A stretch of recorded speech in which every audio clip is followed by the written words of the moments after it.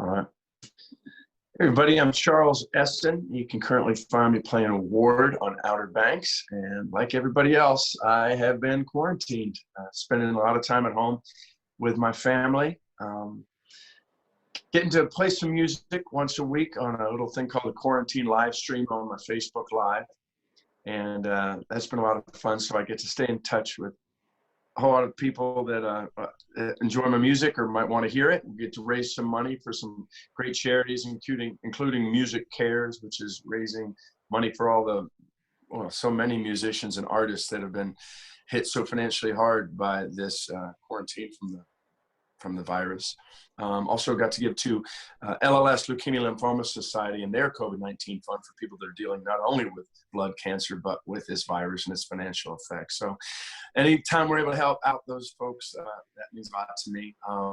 Was able also to do a thing with my friends at Musicians on Call, who are unbelievable. That's a charity that puts iPads in the hands of patients and puts performers with guitars. Normally it puts us in the hospital rooms, but now we can't be doing that. So it's beaming and streaming everybody into those rooms where music is perhaps needed the most. So I'm glad that I've had a lot of cool things with a little bit of meaning to them to do during this time, but I sure, like everyone else, can't wait to get back out there on the road and see folks. For sure. So much to dive into out of what you just said. I know I've been tuning into some of the lives. Those have been awesome.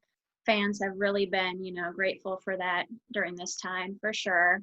And, both organizations, the Music Cares Relief and the LLS Society, two awesome causes. What made you decide to give back to those causes?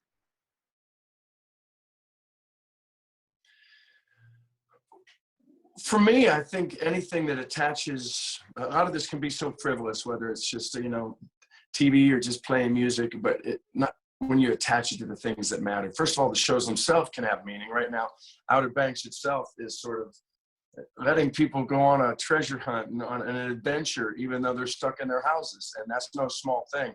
They're getting to join this group of pogues in their van and go find 400 million in gold. And so anytime you get to sort of leave your problems for a minute and go on an adventure like that, that's something important. And music can do that as well. But when you take it on top of that and you're trying to maybe help some folks that are, I'm very blessed, like a lot of my friends in this situation. I don't prefer this. I would much rather be out in the world, but we're going to make it. There's a lot of people that have it a lot harder than I do or than we do. So it means a lot to me to make some gestures towards trying to help them out a little bit. And mostly it's the people that are tuning in and watching that are helping them. So I'm grateful for that. I just wanted it all to have a little bit more meaning than here I am on a live stream playing music. Watch me. I mean, that's fun, but there's more to be done. It's also been cool because on every episode of that, and I've done, I think, 6 now, I have an interview where I just like we're doing now, I'll do a Zoom interview. Lately, it's been with folks from Outer Banks. I did Jonas Pate, the creator, I did 2 weeks ago, and a whole bunch of people wanted to see what the creator or the showrunner of Nashville had up his sleeve for later. So that got big numbers, and I'm very excited. I just got to be with my friend Madison Bailey, who plays Kiara. So it's great for me to get to talk with them and all, and then also to share to other folks what's going on. And then also I do a duet every week. This week I did one with Jonathan Jackson, my buddy from Nashville. He and I sang an old Everly Brothers classic, Let It Be Me. I saw that last night. That was awesome. Oh, thank you. Love Jonathan Jackson as well. Yeah, Jonathan Jackson is honestly just one of the best people you'll ever meet. And he has just the voice of an angel. I came to him a long time ago with that song, Let It Be Me. My dad raised me on music from the 50s and Everly Brothers and all that stuff. And I don't know, I heard it somewhere and I go, man, I think I would be nice to sing that with Jonathan. So the very first time we did it, we were on stage at the Grand Ole Opry. It was just me and him and our guitar player, Colin Linden. And it was pretty special. So I just took it out into the backyard with my guitar and a couple birds out there. There's a whole lot of tweeting on the video, but that makes it just a little more special. One of my favorite memories of you actually is when my mom came to Nashville to visit me, and me and her went to Jonathan Jackson's restaurant to see the two of you do that intimate show. You were at that show? We were at that show. It was awesome. That is unbelievable. Yeah, he has the barbecue place back then, and we all went in there, and he put a stage in there, and we played some music. That was a special night. That's very cool that you were there. Yeah, I think that was probably the highlight of my mom's trip. That, and we went to the Grand Ole Opry to see you too. So That means a lot. The Grand Ole Opry and the barbecue place. Yeah, that sounds Nashville to me. for sure. Thank you to you for kind of, mentoring and, promoting Miss Ava Page and helping her out. She's a good friend of mine, part of my music family. I've known her for a couple years now, so I know it means a lot to her. Well, it's nothing I'm doing that requires any effort. When you see something beautiful and wonderful, it's hard not to talk about it. And she's both those things. For people that don't know Ava Page, I recommend you check out her music. I think she's online at Ava Page Music. And she is a great young artist. How old is she? 16? Is that right? Something like that. She's still 15. She's still 15. It's mind-blowing because she's so talented. She can pick like I can't pick. In any event, she has this great voice too. And on top of that, right now, almost as an addendum, but it's very central to her life, she is battling blood cancer. She is going through chemotherapy and has been for a couple of years now, more than a couple of years. And I told her once that either one of those things, the way she is walking that path makes me a big fan and blows me away. And even separate of that, even if without that, her music blows me away. So she's one of those special kids. My daughter, Addie, when she was 2.5, had leukemia and went through chemotherapy for 2 years. And now she's 20 and she's happy and healthy and just finished her sophomore year of college playing D1 soccer. So we walked that path a little bit. I know how hard it can be, but I think in some ways it's almost more difficult for teenagers because with little kids like Addie's age, 2.5, they sort of don't know. They don't have to think about all of it as much. They don't know the ramification. They don't know they have a spinal tap tomorrow, or that they're going to be losing their hair, or that those things, if they're happy in the moment, they're happy in the moment. It's these younger kids that know all that stuff and still are emotionally and just spiritually strong throughout it that blow me away. Very glad she and I got to write a song together that is just gorgeous, called Even Jesus Cried. Was her title, and I was like, man, that's a title. And we wrote it, and boy, did she sing it to perfection. Love that song, love Ava, so thank you for that. She's always been so inspirational to all of us that know her, so. Mm-hmm. Moving, okay, so also, speaking of your daughter, I heard she's doing some music now. What is it like seeing her follow in your footsteps?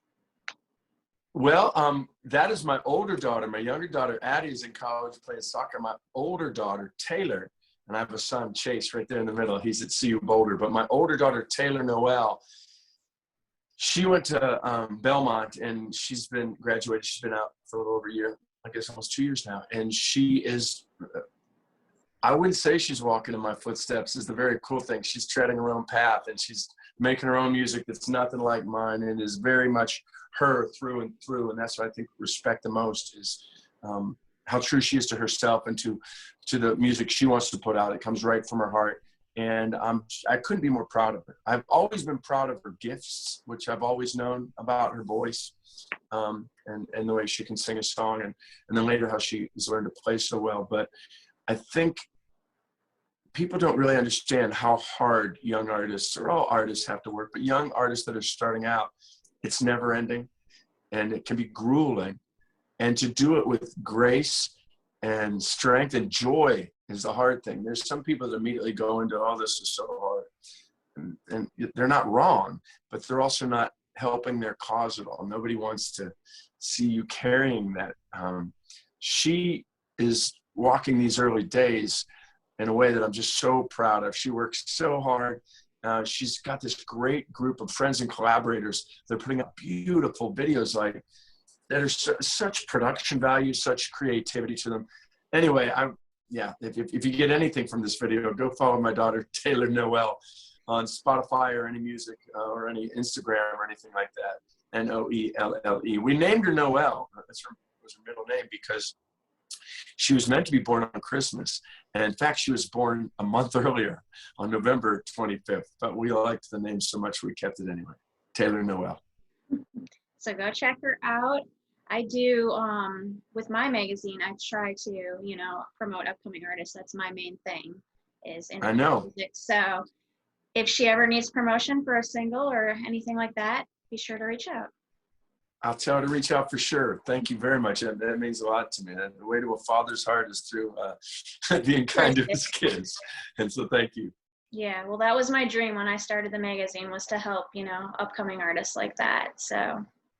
Oh, well done. That's a very laudable dream, because you don't know the ripple effects you have. I mean, you don't just help them, but when you get their music out, that music's going to connect with an audience in a way that only that artist can. So that's pretty cool that you're able to be one of the people that are their champions. And especially during this uncertain time, music has been healing for so many, you know?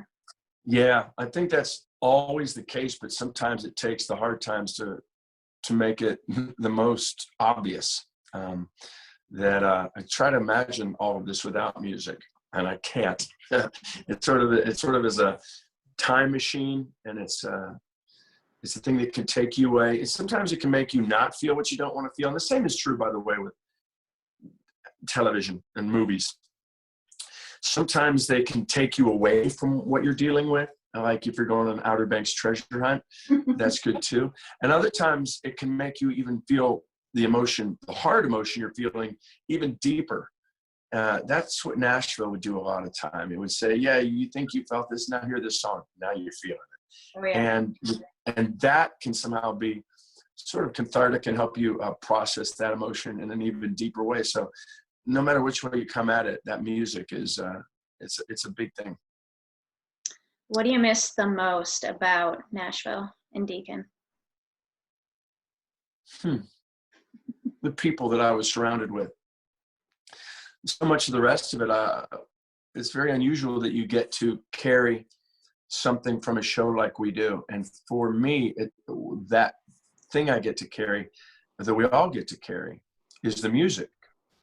Usually when a show is done, it's done. Yeah, you can go binge it again, but you don't always have the opportunity or the inclination to watch it all again. I hope people do. But with that show, there's, I don't know, 300 singles or something like that you can go listen to any one of them and be back in that moment and back in that place. So I can do that. I have a couple of Deacon's guitars. I have his boots. I have his beard if I want to grow it. But what I don't have are my friends right next to me. You know, Connie and Hayden and Jonathan, Claire and Lennon and Maisie. We reach out to each other and we stay in touch as much as we can. But those days of luxuriating and just sort of hanging out and laughing and making that great show, that's what we get to remember that, but we don't get to live that anymore. For sure. I do have to say congratulations on Outer Banks. It just hit #1 on Netflix. What does that feel like? It's hard to even wrap my head around it because, you know, I'm a Netflix fan too, and I watch I binge like everybody else, all the great shows. And so then when I suddenly saw that we had knocked Tiger King off its throne, which I didn't think anybody would, let alone we would. And believe me, it's still a very unusual thing to turn on my Netflix and have Outer Banks right there in that top spot, let alone my grizzled mug in the picture of it. Is sort of like, I stopped the other day and I went, yeah, I'm not really fully comprehending that, because I was just looking at it and it wasn't sort of striking me. What makes me so happy is these young actors, watching them just absolutely blow up, not just because I guess it is. They're such good people. They're great actors. They bonded. They looked like a group immediately. They looked like people that had known each other forever. And that's not an easy thing to do. But on top of that, I think you can tell it's hard to hide your essence too much with a lot of social media, and they don't have to hide their essence. They're as cool and as laid back and as funny and as bonded as they seem. So for me, it's just a win-win to watch them all blowing up. And it's good to know that kind of thing is strange, instant fame, but it's great to know, A, that they have each other. The other weird part about it is they're blowing up in this strange little world where they're inside. they're not walking into restaurants right now getting instantly recognized. I feel for them. They can go to like Times Square and see their billboard or Sunset Strip. So that'll all come eventually. But for now, they have each other, and they have the good feeling that their show is speaking to people. Because honestly, the shows, I was talking about it being a gold treasure hunt, and it is that. But honestly, the real treasure on the show is that kind of friendship. To have 4, 5, 6 friends like that close, at your back through thick and thin. I think that's what most people, especially the younger people, respond to, is they want to be in that van with the Pogues. And that's because these actors are all so winning and so real and so charismatic and great at the roles. So it's all been fantastic.